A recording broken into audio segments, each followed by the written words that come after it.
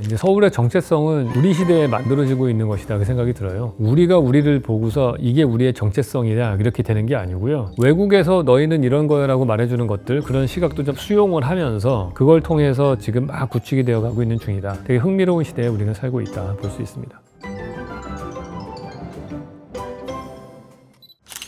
네, 안녕하세요 왓슨 여러분. 이번 시간에는 K-POP 데몬 헌터스라는 영화에 나오는 외국인이 느끼는 이 서울이라는 것 혹은 대한민국의 이미지가 뭔가 이런 거에 대해서 한번 얘기를 해보도록 하겠습니다. 저도 이 영화를 너무 재밌게 봤어요. 솔직히 저는 좀 허들이 좀 있었습니다. 몇 번 시도하다가 한 5분 지난 다음부터는 제가 예상했던 거와는 다른 전개가 계속되면서 엄청 재미나게 봤습니다. 여기 지금 사자 보이스가 나오잖아요. 흥미로웠던 게 90년대 유학할 때 되게 친한 대만 친구가 있었거든요. 대만이면은 그래도 극동아시아에 있는 친구니까 웬만하면 다 아시아를 좀 알잖아요. 그 친구 말이 한국 하면 제일 떠오르는 이미지가 자기는 가시라고 그러더라고요. 저도 되게 의아했어요. 동양 사람들은 다 그냥 익숙하지 않나 생각했는데 생각해보니까 말총으로 만든 그 갓 있잖아요. 양반들이 쓰고 다니는 거. 그거는 확실히 일본에도 없고 중국에도 없는 그런 디자인이어가지고 외국인의 입장에서 봤을 때 되게 좋은 선택이 아니었나 그런 생각이 들어요. 올림픽 스테디움이 공연장으로 나왔고, 우리가 아는 공공건축물 중에서 제일 유명하고 알려진 거는 김수근 건축가가 설계한 잠실 메인 스타디움이 아닌가 생각이 들어요. 그래서 그게 여기 쓰여진 거는 올바른 선택이 아니었나. 그리고 나서는 헌트릭스가 있는 숙소가 롯데타워 비스무리하게 만든 것 같아요. 고층 건물로. 약간 디자인을 바꿨어요. 약간 어벤져스 타워처럼 바꾸긴 했는데.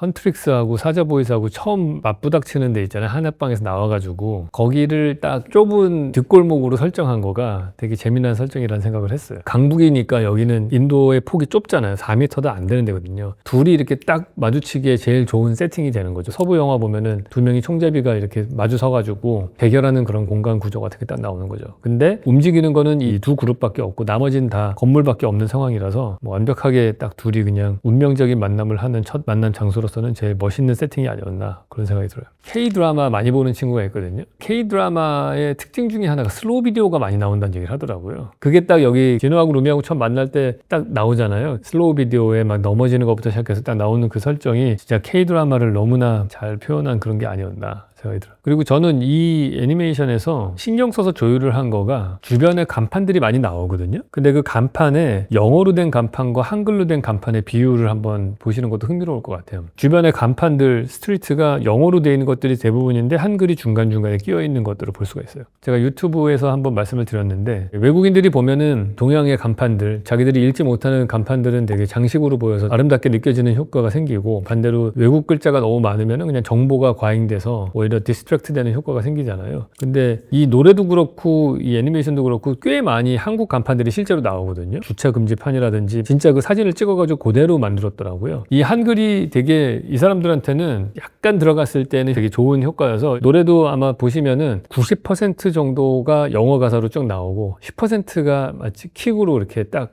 한글이 들어가잖아요. 유튜브에서 보셨을 거예요. 클럽에서 막 골든 나와서 막 부르는데 영원히 깨질 수 없는 파트 조용해지는 부분이 있거든요.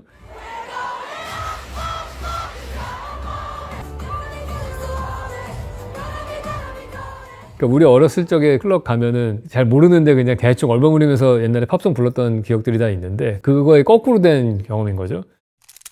대결하는 장면 중에서 목욕탕 나오잖아요. 되게 목욕탕이 자주 나오거든요. 그 공간이 되게 한국적인 공간인 것 같아요. 미국에 있을 때 찜질방이 뉴욕에 들어온 적이 있었는데 엄청나게 허가받기 어려웠다고 그때 사장님이 그러셨거든요. 근데 그 이유가 뭐냐면은 탕을 다른 사람들이 여러 사람이 들어가서 목욕을 하잖아요. 거기서 이제 다른 병이 옮을 수 있다는 거예요. 전염병 같은 것들이. 근데 우리나라는 너무 아무렇지도 않게 같은 물에 몸을 담근단 말이에요. 우리나라는 다민족 국가가 아니어서 그런 거죠. 이게 한 민족이 한 땅에서 오랫동안 살면은 거기서 유행하는 여러 전염병들이나 이런 것들을 같이 겪었기 때문에 대체적으로 전염병에 대한 내성 같은 것들이 다 공통적으로 공유하는 경우들이 많아요. 너무 다른 나라의 사람들이 와가지고 같은 탕 안에 들어가게 되면은 전염병이 전파될 확률이 훨씬 높은 거죠. 그래서 목욕탕을 같은 탕 안에 저렇게 들어가는 문화가 미국에서는 그렇게 흔치 않은 거거든요. 제가 경험해본 바로는 뭐 터키 같은 데 가면은 그렇게 하거든요. 로마도 옛날에 있었고 독일 같은 데는 우리보다 더 남녀 혼탕으로도 하고 막 그러긴 하잖아요. 근데 미국은 좀 약간 다르더라고요. 이런 부분에 있어서. 외국에서 봤을 때는 좀 약간 유니크한 그런 문화 공간이 아니었나 생각이 들어요.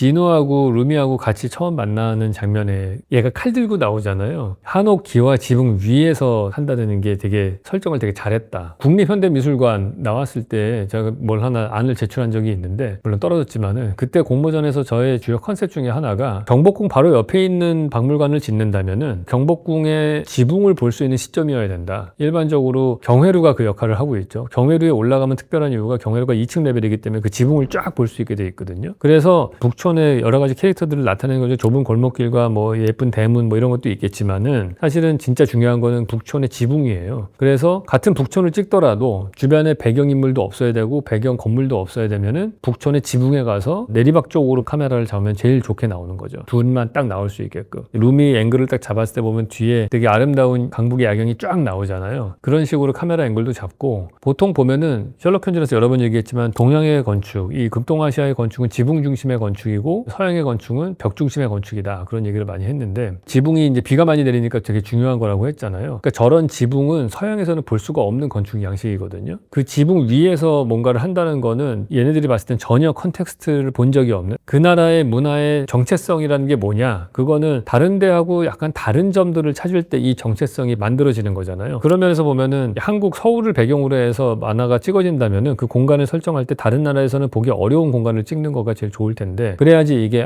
서울성이 나타나는 거구나 느껴질 거 아니에요. 근데 그 중에 하나가 한옥의 지붕 같은 것들 이거는 아시아 쪽에서만 볼 수 있는 공간이니까 그래서 위치 선정을 정말 잘하지 않았나 그런 생각이 들어요. 그리고 성곽길 나오죠. 성곽길은 산성이잖아요. 우리가 알고 있는 성곽은. 근데 유럽 사람들이 봤을 때는 성은 항상 평지에 높은 벽을 세우는 거거든요. 저렇게 낮은 담장 같은 성곽은 처음 봤을 거예요. 그 이유가 우리는 되게 비가 많이 내리는 지역이니까 높은 벽을 세우는 성을 세우기가 어려운 거죠. 지형의 70%가 산이니까 수비를 할 때 산에 가서 수비하는 게 제일 좋은 거예요. 성을 만들 때 다 이렇게 약간 언덕을 이용해서 지형 지물을 이용을 해가지고 성을 만드는 거죠. 그러면 높이를 높게 쌓지 않더라도 경사까지 이용하면 이쪽 아래쪽에서 올라오는 사람들을 충분히 쉽게 막을 수 있기 때문에 그런 성을 쌓거든요. 그러니까 높지 않으니까 비가 많이 내려도 무너지지 않을 수 있는 거고 그러면서도 되게 멀리 강북의 풍경이 쫙 예쁘게 보이는 그러니까 이거는 다른 나라에서는 전혀 볼 수 없는 그런 컨디션일 거예요.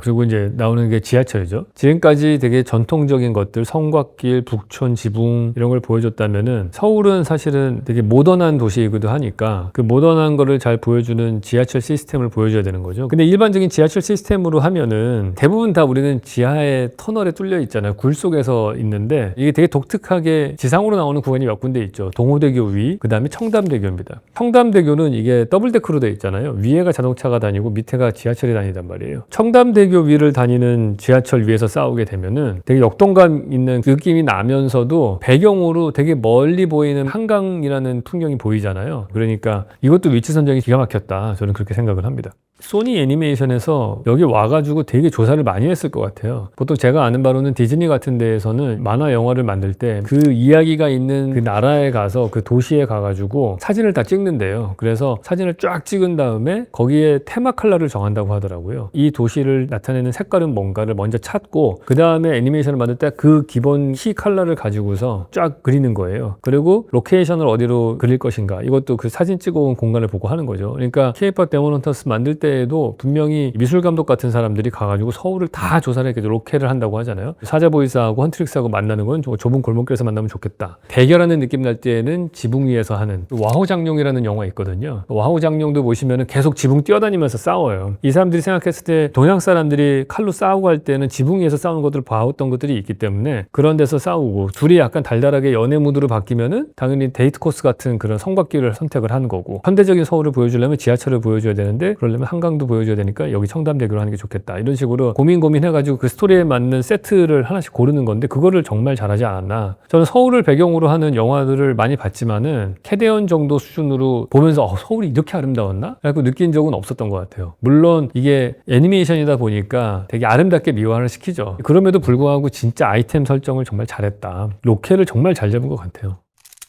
남산타워는 송신탑이거든요. 그 라디오 송신하는 탑이었어요. 송신탑은 높이 올라갈수록 더 멀리까지 전파를 보낼 수 있는 거니까 남산타워 높이까지 1층부터 지으면 어마어마하지, 지면에서부터 지으면 되게 높아지는데, 그래서 서울에서 제일 높은 중앙부에 있잖아요, 남산이. 도시의 가운데 높은 산 위에다 지으면 제일 전파가 여러 군데로 퍼지겠죠. 그러니까 위치 선정을 남산의 높은 부분에다가 탑을 쌓는 거로 결정을 한 거죠. 근데 그 목적으로 지었는데, 제가 그런 얘기 했잖아요. 가장 중요한 거는 그 도시의 꼭대기에 어떤 건물이 지어져 있는가를 봐야 된다. 왜냐면 그게 어쩔 수 없이 모든 사람들의 시선이 모이거든요. 그럼 시선이 모이는 곳에 서 있는 거는 권력을 가지게 되는 거다. 그래서 랜드마크가 되려면은 아예 높은 건물을 지으면 제일 좋죠. 롯데타워는 점점 랜드마크가 돼가죠. 왜냐면 너무 높기 때문에 서울의 웬만한 지역, 특히 강남에서는 웬만한 데서 다 보이거든요, 롯데타워가. 남산 꼭대기에 있는 남산타워도 웬만한 지역에서 다 보인단 말이에요. 그렇게 되면은 거기에 권력이 집중되는 거고 자연스럽게 랜드마크가 되는 거죠.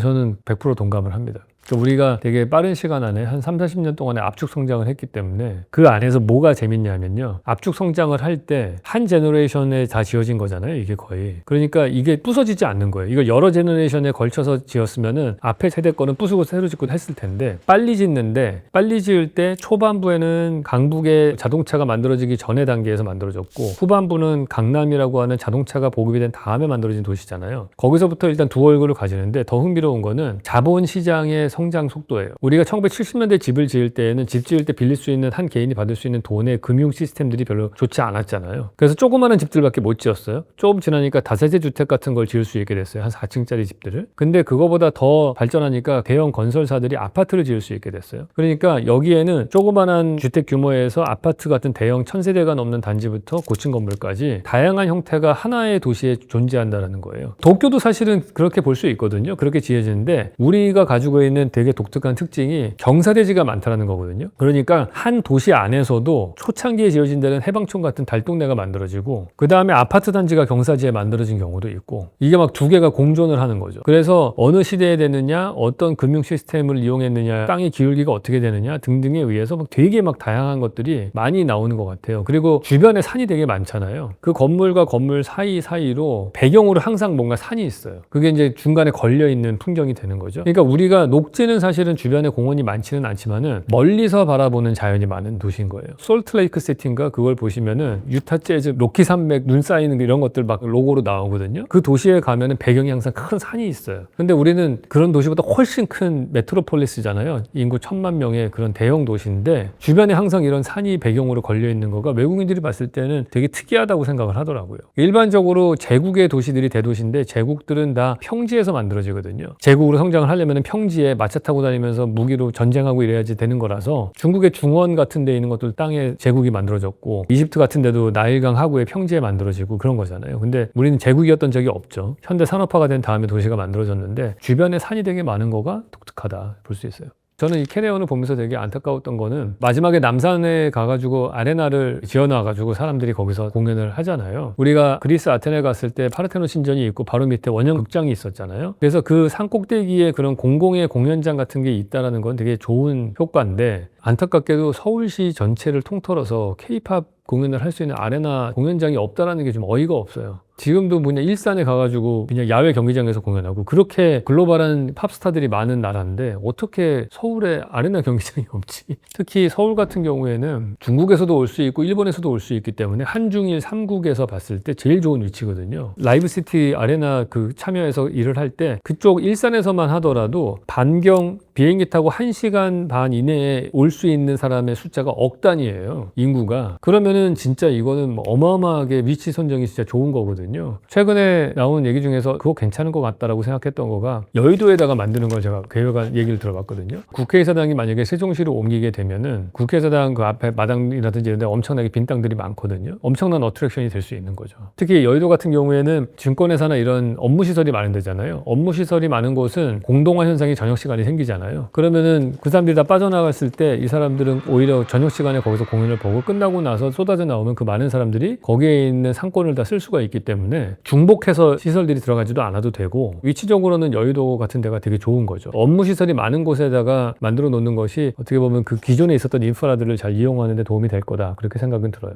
제발 좀 어디 오지에 아무것도 없는 데다가 좀 안 만들었으면 좋겠어요. 좀 돈이 들더라도 잠실 같은 데다가 정말 센터에다가 하나 딱 만들어 놔야지 그 사람들이 와서 하루 묵고 갈 거 한 열흘 묵고 갈 수 있는 거거든요. 일단은 어트랙션으로 부른 다음에 그거를 더 계속 더 머무를 수 있게끔 하는 다른 장치들이 있어야 되잖아요. 대한민국을 제일 자랑스럽게 보여줄 수 있는 데다가 했으면 좋겠어요. 지금 우리가 사는 세상은 TV가 나온 다음부터 다른 세상들을 TV 모니터를 보게 됐다가 스마트폰이 나온 다음부터는 미디어를 통해서 훨씬 더 많이 다른 세상들, 다른 공간들을 경험하는 거잖아요. 그래서 방송, TV 드라마도 그렇고 뭐 이런 애니메이션 모든 영상 매체를 통해서 세상을 경험하는 게 훨씬 많습니다. 하루에 스마트폰 이렇게 몇 시간 썼는가가 나오잖아요. 저는 한 5시간 정도 쓴다고 나오더라고요. 그러면은 24시간 중에 7시간 자는 거 빼고 17시간 남는 거 중에 5시간이면은 거의 한 3분의 1 가까이를 우리가 스마트폰을 보면서 거기다 영화 보고 드라마 보는 까지 하면은 거의 한 절반에 육박하지 않을까 싶은데 그런 식으로 보면은 우리가 세상을 경험하는 거에 반 가까이가 모니터를 통해서 경험한다는 거예요. 그러니까 내가 사는 장소가 중요한 게 아니고 내가 보는 미디어가 뭐냐가 내가 경험하는 공간을 대부분을 장악을 하는 거죠. 미디어에 많이 노출이 될수록 실제로 가서 보고 싶은 공간이 되는 거예요. 그래서 텔레커뮤니케이션과 이런 게 많이 발달을 하면 할수록 사람들의 관광이 더 늘어났다고 그래요. 내가 TV로 파리를 볼 수 있으면은 파리를 안 가도 될 것 같지만은 에펠탑을 내 눈으로 확인하고 싶어서 관광객 숫자가 더 늘어났다 이런 결론이 있거든요. 현대 지금 넷플릭스 덕분에 엄청나게 많은 사람들이 우리나라 드라마를 보니까 대한민국이라고 하는 이미지는 사실은 넷플릭스에서 방영되는 K-드라마나 K-팝 뮤직비디오를 통해서 거의 결정이 난다 이렇게 볼 수 있고요. 그중에 일부분의 사람들이 이제 한국을 방문하는 관광객들이 되는 거겠죠. 우리는 사실은 문화 수출에 있어서 넷플릭스의 덕을 되게 많이 봤다고 볼 수 있을 것 같아요.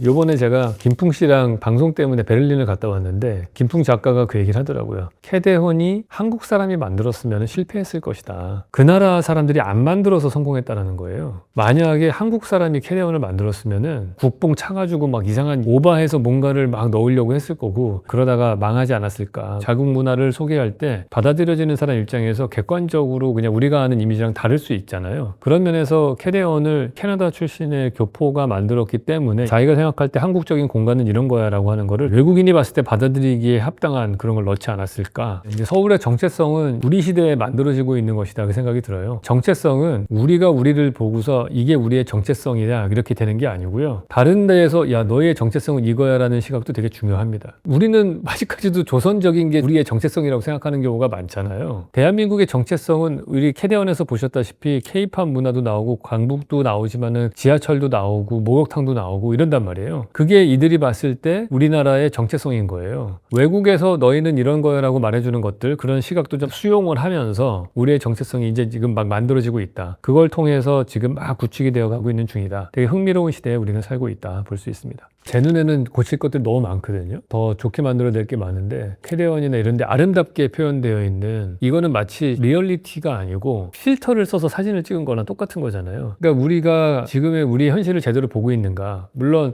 아까 제가 말씀드린 것처럼 외국인들이 보는 시각도 되게 중요하다. 제가 건축가의 눈으로 보면 뭐 고칠 거 투성이죠. 일단 줄도 안 맞고 뭐 정리정돈 하나도 안 돼 있고 뭐 난장판이죠. 전봇대나 지중화했으면 좋겠고 이런 생각들이 많이 드는데 일단 제한된 재화 안에서 돈을 써야 되는 거기 때문에 우선순위라는 게 있어서 우리나라에서 건축이나 건설이나 뭐 하는 사람들이 좀 더 꼼꼼했으면 좋겠다는 생각은 해요. 항상. 네, 이번 시간에는 캐대헌을 통해서 서울의 공간에 대해서 서울의 정체성은 무엇인가 이런 거에 대해서 이야기를 나눠봤습니다. 다음 시간에 또 뵙도록 하겠습니다.